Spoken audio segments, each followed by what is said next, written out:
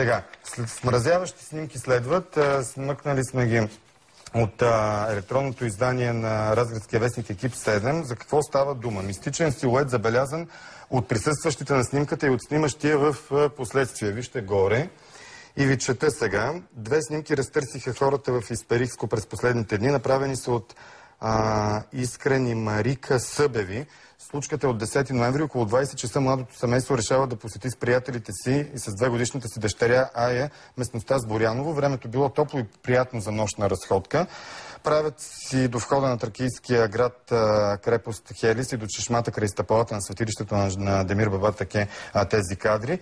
Същата вечер единственото странно нещо, което присъстващите забелязват, е, че застудява рязко, детето започва да плаче изведнъж. Прибират се и без да подозират каква смразяваща дъха фигура е уловил апарата, разбират, че в далечина и в профил и на другата снимка, която ще видите, е приклекнало нещо с приведена глава. Тези снимки са качени във Фейсбук и започват да валят коментари около тях. Демир Баба Таке се свързва с доста интересни неща. Сега дали някой казва дали това е монтаж, какво е това нещо, дали е шега, обаче семейството е доста ужасено от това, което се появи на техните снимки.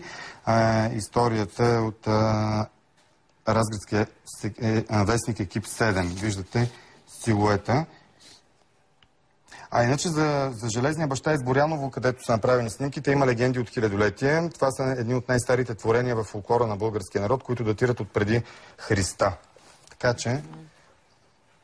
това въобще не е смързяващо дъха. Може да махнем надписа, за да видите какво е това. Това били надписи на тоалетните в Шотландия, имайки предвид, че там, знаете, за поличките на мъжете, така че това била табелката за тоалетните. И още нещо, което също върлува във Фейсбук. Ние ще потърсим информация от КАТ, истина ли е, лъжа ли е, монтаж ли е, защото тук пише измерена скорост 332 км. Във Фейсбук има, ето къде пише, има спорове, дали това нещо е някаква шега, някакъв монтаж, възможно ли е такава скорост да се постигне, макар и от такива добри автомобили. Пише клип номер 1051, радар номер 564. Има достатъчни данни. Ще се питаме до КАТ, за да ни каже дали наистина са засекли автомобил, който е преминал по автомагистрала Тракия с 332 км в час. Или някаква лъжа. Ето тук има ограничение 140, знаем, отстрани си е описано. Да, не е 400. И превишението на скоростта е 192 км.